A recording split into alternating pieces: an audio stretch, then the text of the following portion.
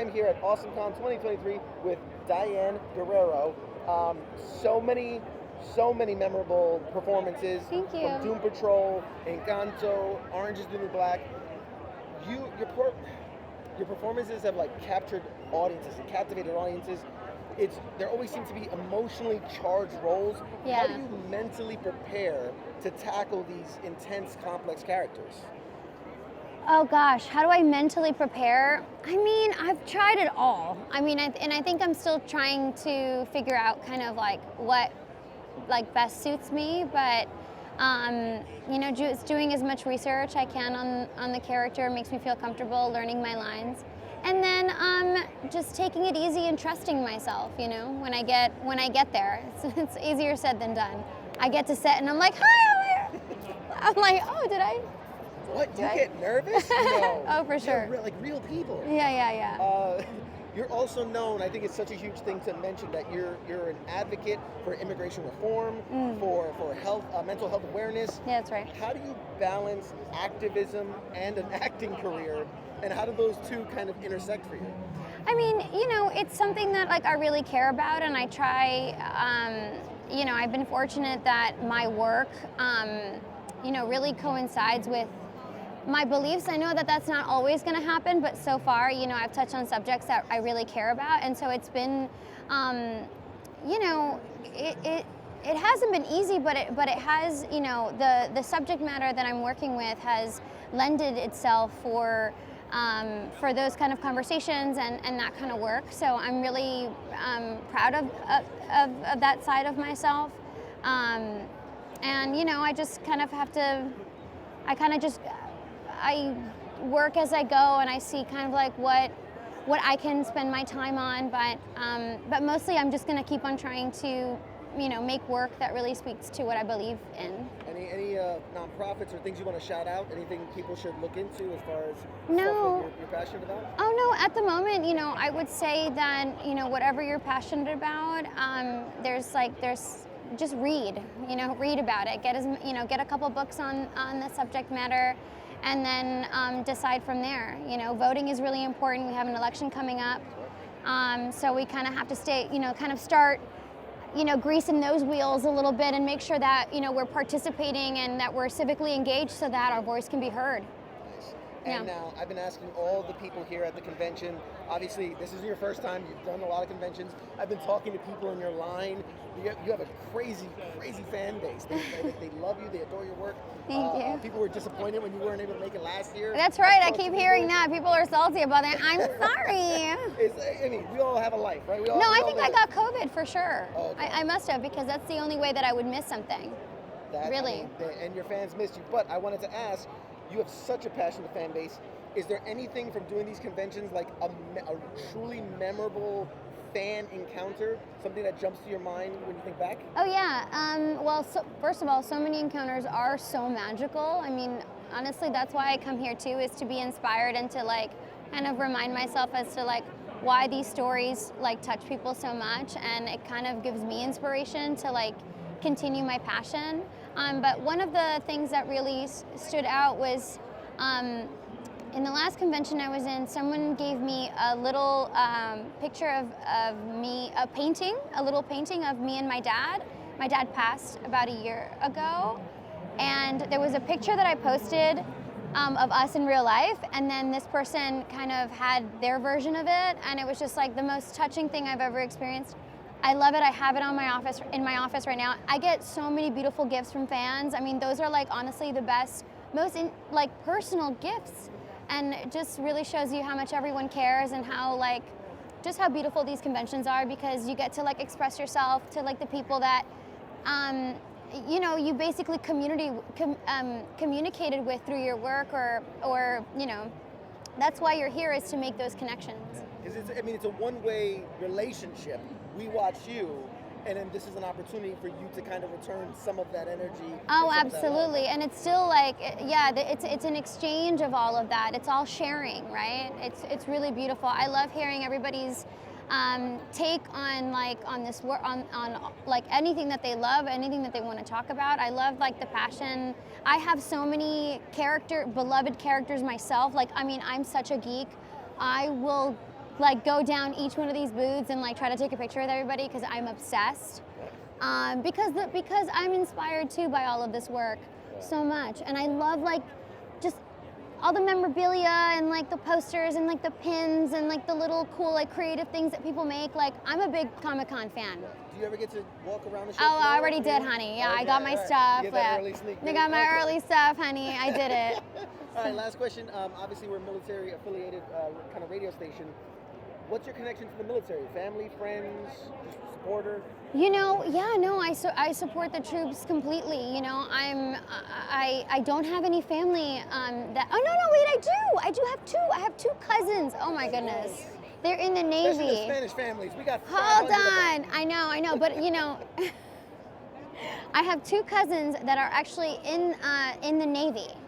So kind of like the military. Got it. Okay. Well, it's naval. You know, it's on the water, but our waters need to be protected as well. They're kind of military. It's fine. It's good. I'm a big fan of it because I love anything to do with water. I'm a big Little Mermaid fan, and I don't know why I connect that. Wait, Anything Goes. That's a sailor thing. That show, and then yeah. Anyway, but yeah, proud of them because of that. This was awesome. Where can people follow you? Where are your social medias? Shout it out so we can get all the people following you. Oh, well, my name is Diane Guerrero on Instagram. That's kind of like the one that I'm on, but yeah. Awesome. Anything in the future you want people to look out for? Anything coming you can announce? No, I don't have anything to announce just yet. I'm just here taking it easy. Awesome. Awesome. Well, hey, we thank you so much. It's been an absolute pleasure. Likewise. Hopefully we can get you on the show sometime for a full interview. For sure. This was awesome. Thank you so much for your time. Thank you so much. My pleasure. Bye.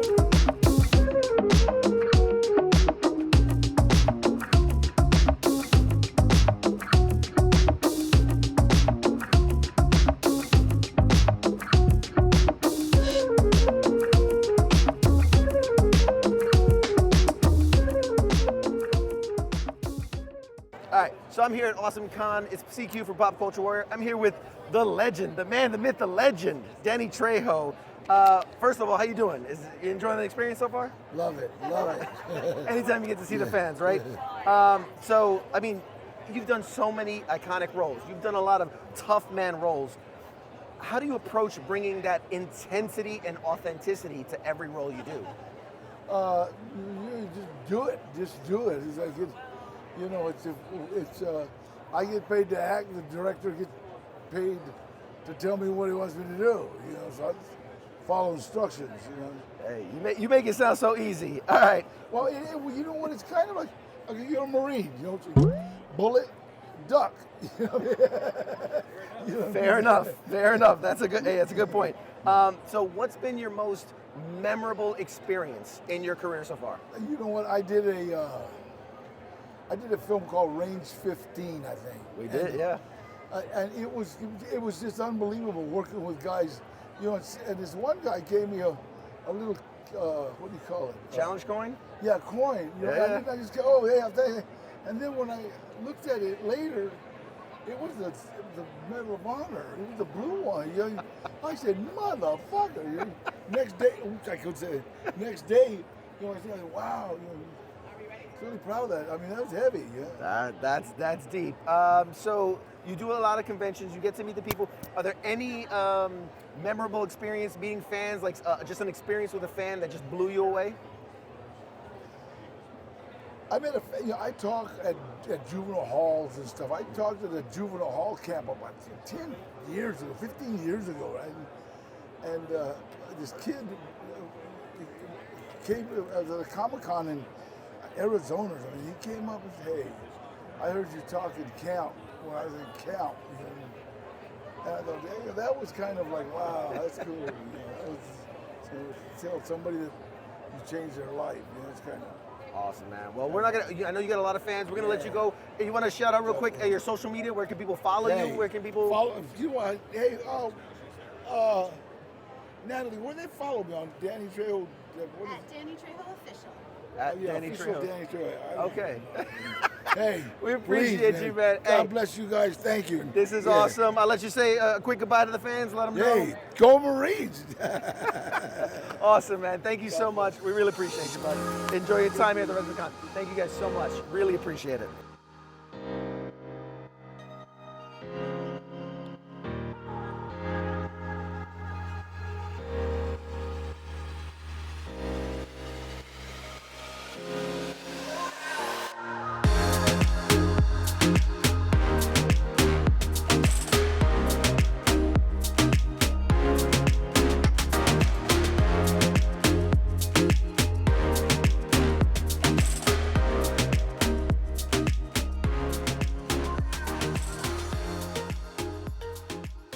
Childhood dream come true. Just give me a second. Yes, I have my to. friend. Okay. You are the pop culture warrior, yes? Yes. Don't do that. Don't do that. I'm a world domination warrior. My war is with my own inability to take over the world.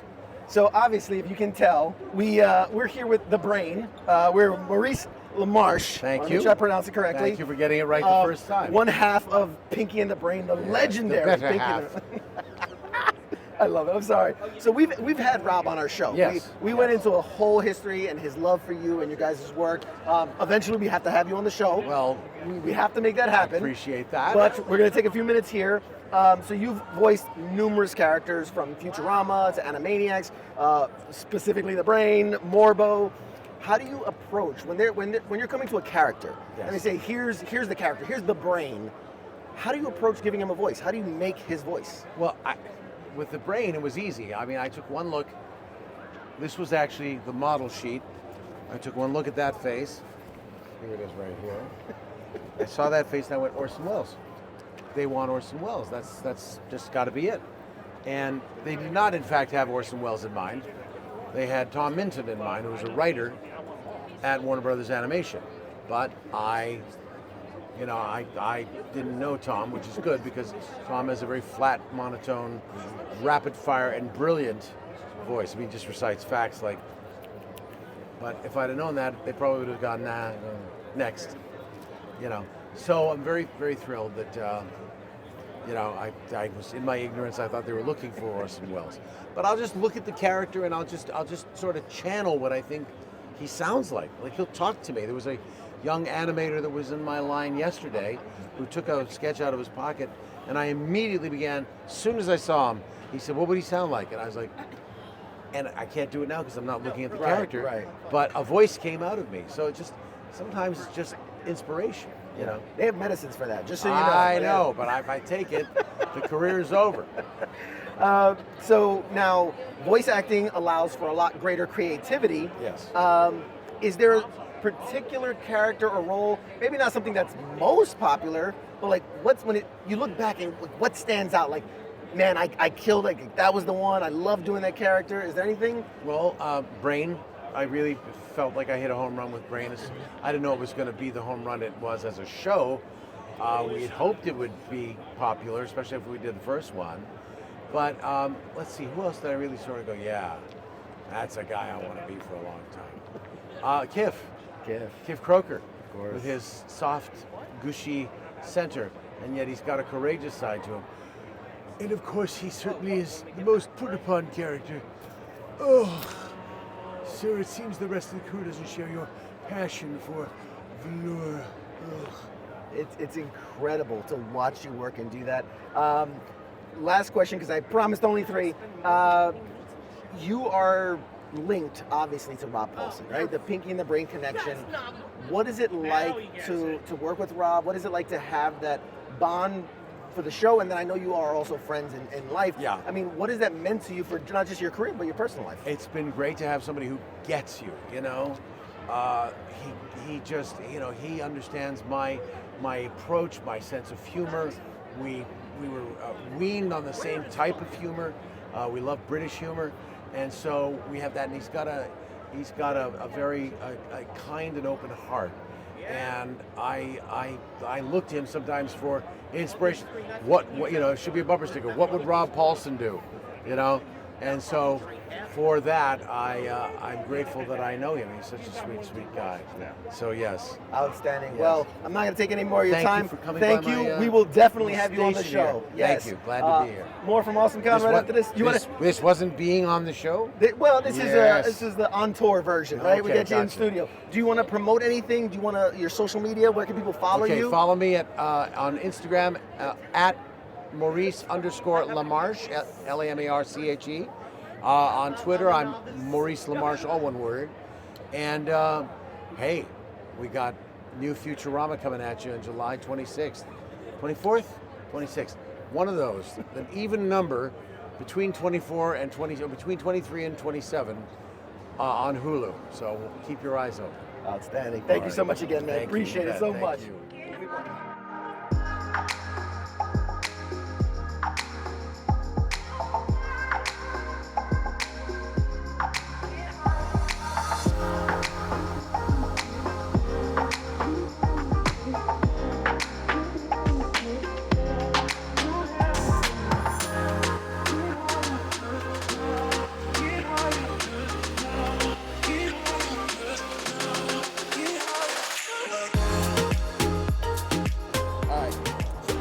AwesomeCon 2023 with, oh my God, I just completely lost it. I'm like, It's all right, okay. no, James Arnold Taylor. James Arnold Taylor. Hello Arnold there, Taylor. I should say. Hello there. Hello there. We are here with James, the voice of not only Obi-Wan everything, Kenobi. your childhood. Jedi Master Plo Koon. Johnny Test, who's totally awesome. Fred Flintstone. Yabba dabba doo. I've been known to do the voice of Hiccup from How to Train Your Dragon. And let's see, a bunch of others. Turtle, I think there's a turtle up Ninja there. Turtles, Ratchet from Ratchet and Clank, Tidus from Final Fantasy X, just to name a few. So you haven't been up to much these years, is what you're No, saying? Not much. no, not much. I don't. Couple I sit years. in a little padded room and talk to myself. Is what I do. You're paid to talk to Yeah, yourself. yeah. That's an incredible That's a thing. bonus. That's a bonus. So, okay, I want to ask you some real questions. Okay, I'm gonna make sure my I'm mic a is in a good spot. professional. I'm not going to geek out about You are doing great. my childhood heroes. Okay, so as the voice of Obi-Wan Kenobi, you have brought a beloved character to life. Obviously, Ewan McGregor did a phenomenal job with the role. Of course. McGinnis before him. Yep. How do you when you're approached about this role, when you get this role? How do you tackle such a legend? It's one of those things where you have to just know, okay, can I hear the person in my head? Can I hear them saying the lines instead of me? And if you can, and I spend a lot of my days doubling celebrities, so if they're not available, everybody from Captain Jack Sparrow, Johnny Depp, to Christopher Walken, wow, it's crazy, but it's true. Or, whoa, wait a second, Doc, you mean to tell me you built a time machine out of a DeLorean? The way I see it, Marty, if you're gonna build a time machine into a car, why not do it with some style? So you have to hear them in your head instead of yourself, and then you just let it go. And so I was very fortunate to be the guy that heard Ewan in my head, I guess. And now I try to combine a little of both, Sir Alec Guinness and Ewan McGregor, Sir Ewan, and to make my Obi-Wan Kenobi. So hopefully I do a good job. Oh man, that's it. You know, as they say, if you're hearing voices in your head, they have medicines for that. So. They do, yes. But then you can't get paid anymore. No, well, it'll be good. Yes. Don't do that. So we've been asking everyone, a lot of the other Star Wars voice actors and things. You know, Star Wars has a very passionate fan base, right? They do. Swings both ways. Yeah. But they are loyal. They are. The word passion keeps coming to my mind. Yeah, especially with like Clone Wars fans, Very because they brought us back. That's right. There were, the Clone Wars was gone, and we thought it would never come back. But then the fans were very vocal, and thank you all, because you were like, save the Clone Wars. And then all those years later, we get the call that we're coming back. So yes, they're a wonderful group of fans. Now you do a lot of obviously conventions as well.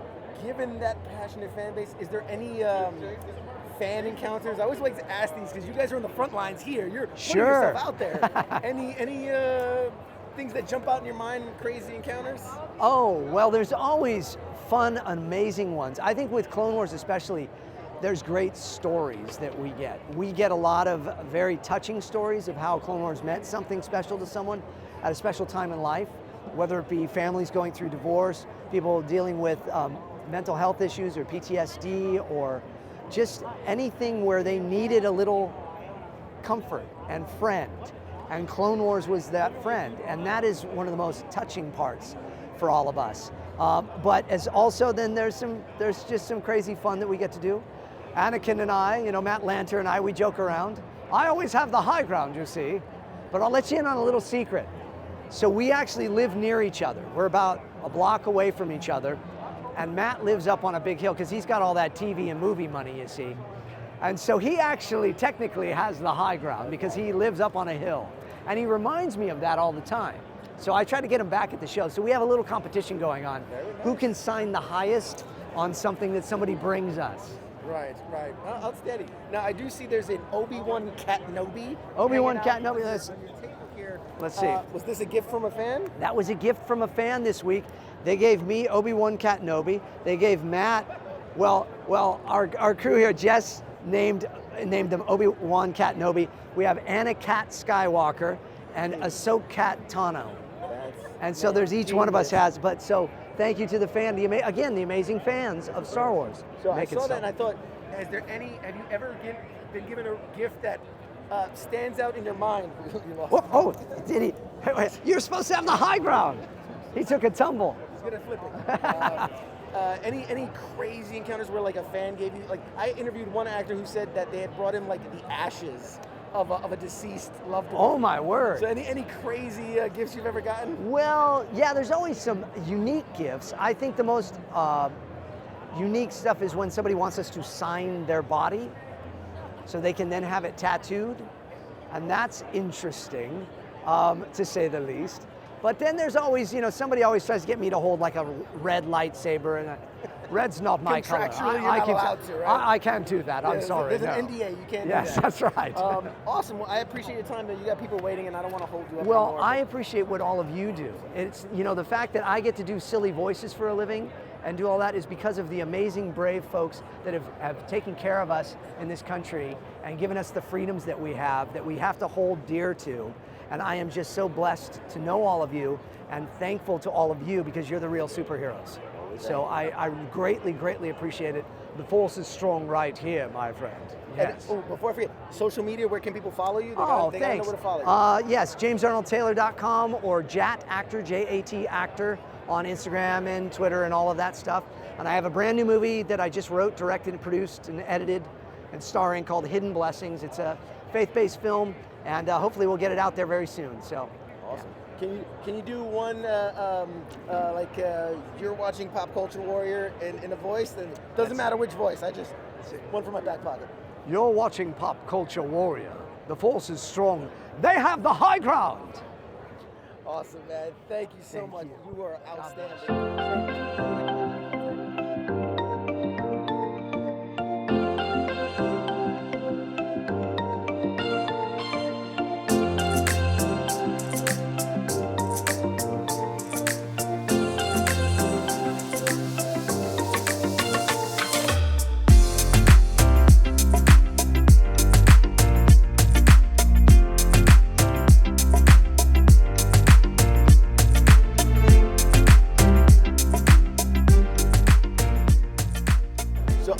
Today with Matt Lanter, who, an incredible actor, voice actor, Thanks, known for so many things. Runs the gamut. Obviously, Anakin Skywalker, Aquaman. Yeah. When you're dealing with voice acting, something that you're bringing to life, Anakin Skywalker, who's a person that exists, versus like Aquaman, there is no live counterpart. Now there is. Well, that's true. At the time, I wasn't thinking I think they were in production actually. Yeah. So how do you when you come to a role like that, how do you prepare for mimicking something that's been done with your own interpretation versus something completely new? Yeah. Well, for Anakin, for example, I auditioned for Anakin. They didn't tell me it was for Anakin, so I actually had no idea I was auditioning for Anakin. So that's one way to do it. I went into the booth and Dave Filoni was there, a few other powers that be, and they actually gave me some copy to read. He just said, do whatever you feel like a combination of Han and Luke sounds like. And to me that felt like Luke, but just with a little more bravado and charisma and wit of Han. So that's what I did. And they called me, a few days later and said, "Oh, you got the job," and it's for Anakin actually, and it's he's a lead on the series. So I didn't know. So to kind of go back to specifically answer your question, I think they were wanting a unique take on Anakin. I think they specifically didn't want someone to just come in and like do Anakin or copy, what Hayden had done or something like that. So I had a lot of creative freedom in that, kind of creating this version of Anakin. Nice. Yeah. That's awesome. So Star Wars has, probably one of the most dedicated and, let's call it, passionate fan bases. Yeah. Doing conventions like this, is there any notable experience you've had, a fan interaction that's like just jumps out to your mind? I know what you're getting at, and a lot of fans, hate on some of the certain Star Wars projects, but here's how I think of it. I think everybody's just passionate. And they're just passionate because they want this project that they love so much to be great in their mind. You can't please everybody, that's nature. But I think as long as a fandom, we all stay in a positive space, as far as constructive criticism, not hate just to hate, then I think we're okay. I think it's okay to not like something because you're passionate about it. And here's how we can have fun, geeky chat about what would make it better. But to, the fans that hate on specific actors or hate on a specific project just to be negative, like, we don't need that in fandom. But if it's constructive criticism, I think it's great. That's what fandom's all about. That's how we can have fun with it. Could not agree with you more. Yeah. Last question. As a voice actor, when you're specifically doing the voice work, you have to rely, unlike traditional acting where you can have your whole physicality involved, it's very much your voice. Do you have a process? Do you have something that you do to help you, make the voice work for that character? Other than just kind of warming up my voice. Like, we used to record in studio with each other. So usually, driving to the studio, I'll just do some vocal warm-ups for, a physical sense. As far as like an emotional getting into Anakin, after doing it for so long, we got so used to just being our characters. And Dave trusted us, trusted our performance, and that we just kind of go there immediately with our characters. We didn't get the script oftentimes until we walked through the door. So when you hear us say it, a lot of times that was like the first, second, third time maybe that you'd hear us say it. After that, we would move on. So it just came out more naturally that way. Yeah, and I think it was sort of like we sort of had to, in a way, because that was the process of creating it. It's like we didn't have a lot of time to sit there and focus and think about what we were doing. We just kind of had to be in that headspace. So, but after doing it for so long, it doesn't take me long to jump back into the Anakin headspace. It's a part of me now. Like I've been voicing Anakin for 17 years. Star Wars was a part of my wedding. My dog's name is Ahsoka, so it's a part of me that I kind of carry with me, and so it's something I love. But truthfully, there's no Obi-Wan too. Yeah. This guy. So there's no big secret on how I become Anakin. It's just it's a character that means a lot to me, and So. Do you want to shout out your social media? That way all the people watching can follow you and support the work? Yeah, sure. I'm at Matt Lanter on Instagram, on Twitter too. I don't use Twitter as often anymore, but my wife's always on me to use my Instagram more, but I try to get on there and use that as much as I can, and that's probably the best place to follow me and, awesome. and see my latest. So, dude, this has been awesome. Thank you so much for taking the time, man. It, enjoy the rest of the con. Thank you.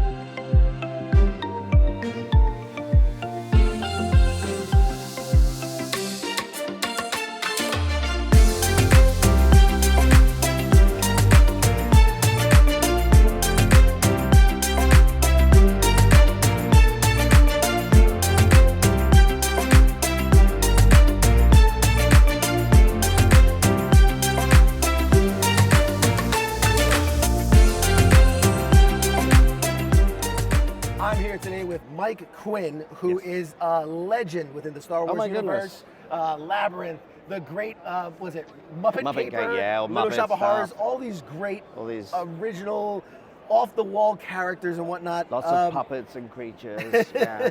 One of your characters in Star Wars has obviously become just very iconic. Yeah. I'm Which is curious, great. do you have any memorable, like, behind the scenes as far as, anecdotes from your experience portraying this character? Absolutely not. None whatsoever. Sorry. I mean, a million of them, I mean, just as a fan walking on set, how old was I? I think I was still 17 when I did Return of the Jedi. It was my third movie, but I was a fan of the first two. So if you can imagine walking onto the set thinking, how is this trilogy going to conclude? And then there they all are in 3 dimensions. All the actors, all the characters, all the ships, everything was there in front of me playing out. I mean, can you imagine what that would be like? Not a million years. And then they start talking to you in their costumes, and it's like, it just blows your mind. Everyone has always been so nice on all the movies throughout the decades, and it's just with you forever. It's something that's never going to go away. So, I mean, there's so many stories and memories. We could be here all day. Hanging out with Billy D and the Falcon. I mean, he was always so lovely, and getting to assist Frank with Yoda. I was a huge fan of Yoda in Empire Strikes Back. So that was fantastic. Yeah, just to be a part of that. It's just such a gift. And Nine Numb himself, my co-pilot character, I do see him very much as a gift to me. So. Oh, that's incredible. And so the Star Wars franchise specifically is known for having a passionate fan base, right? It swings both ways. Great. Good. Can you recall any interaction that you've had with a fan that just like jumps out to the front of your mind? Oh gosh, yeah. I mean, there's a lot of them. Almost every show I do, where someone comes to me and it just meant so much to them. From their childhood to their adulthood, and now they have kids that they're sharing that with, that were the same age when they first saw the movie. And I think I've even had 3 generations of fans come to the table together.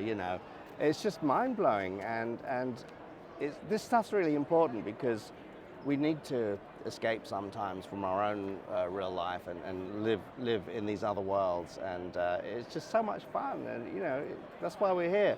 And a lot of friendships have been made at shows like this as well, in conventions, and when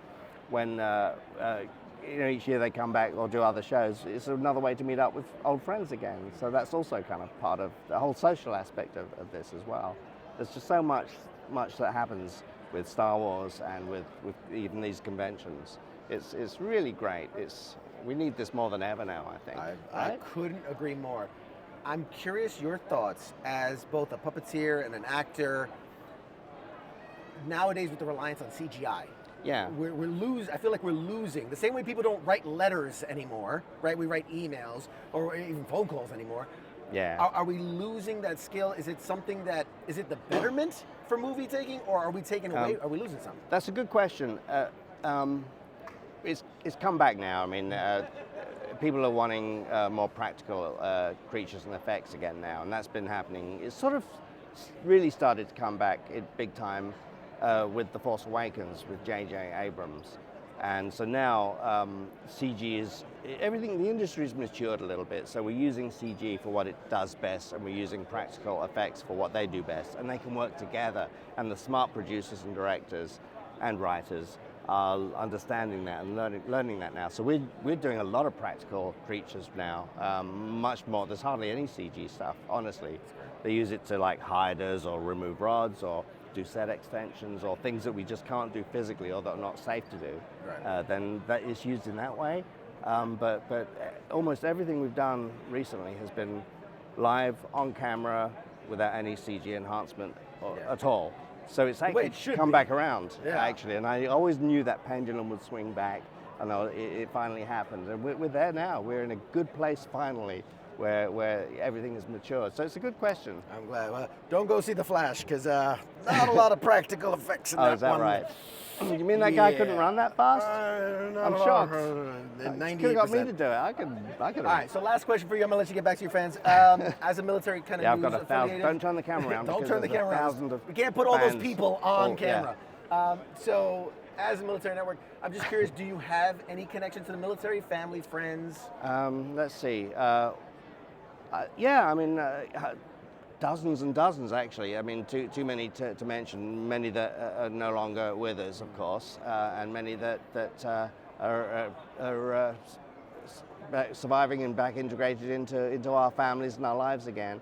And it's something that, it's something that I don't think I could ever have been involved in myself, because I would have just gotten kicked out of the military. Even just trying to get a regular job, I wouldn't last a week. So it takes a special person, I think, to dedicate themselves to that kind of career and to the country, their own country, and to their own people. So it's something I have immense respect for, and know that I play with puppets. I mean, I don't, I'm not keeping countries free and saving lives, safe, but at least, if nothing else, I can at least offer some relief and entertainment for the people that actually have proper jobs. So I don't know. Yeah, well, it's amazing though. So thank you. Thank you very much. But thank you. It's an honor to be part of your show too, and to be on the network. So I do anything appreciate the fans should look out for? Work coming up that you want to promote? There's plenty of new stuff coming out next year, and this year being 2023, depending on if you're looking at this in 2025, it's already happened. You've missed the boat. So, but anyway, yeah, there's some lots of new stuff coming out next year, TV shows and movies that I'm not really allowed to talk about. Right. But we'll have everybody follow the social media so they can see. Follow the social media. There's some good stuff. Mike Quinn coming out. at Mike Quinn Studios on Instagram. Yeah. That'll get you started. I have a new website opening up soon, so that'll be my hub for everything. But if you follow me somewhere, you'll see that in a few months' time from now, from the point of talking, where are we, June 2017, 2023. Okay, there you go. But, so to everyone in the future, hello and thank you, and everyone in the past, it's been nice knowing you. I don't know what that meant, but... Awesome. Thank you so much, Thanks Mike. a lot. It's been a Have pleasure, fun. sir. All right, guys.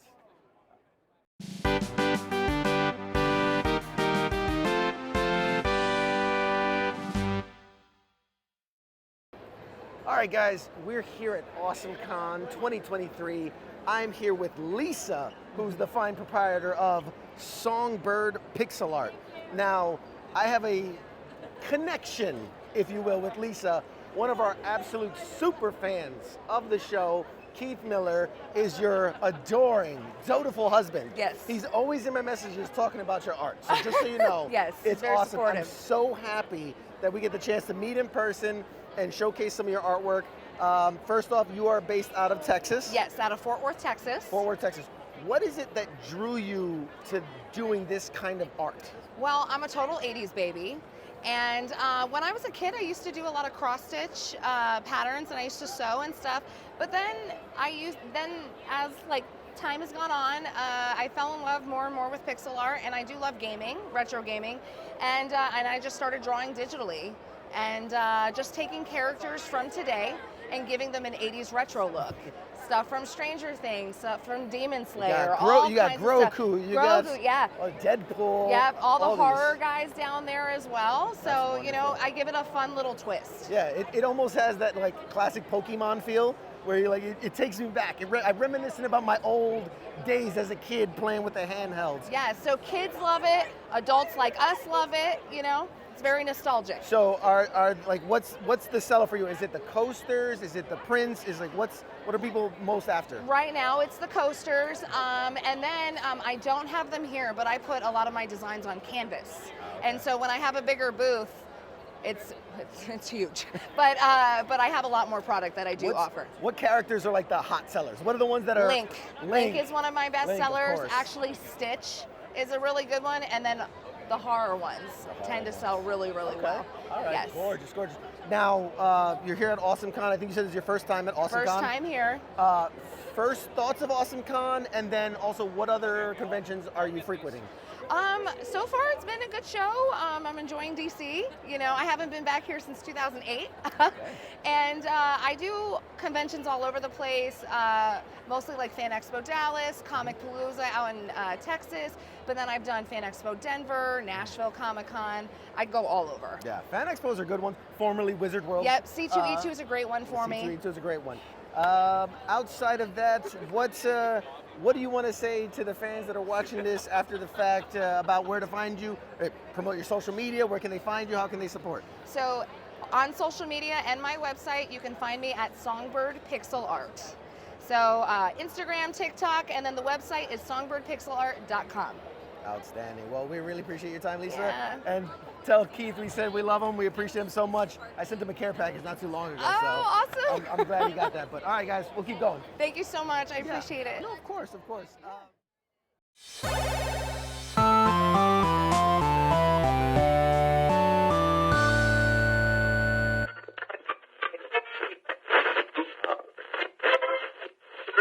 Let's see it.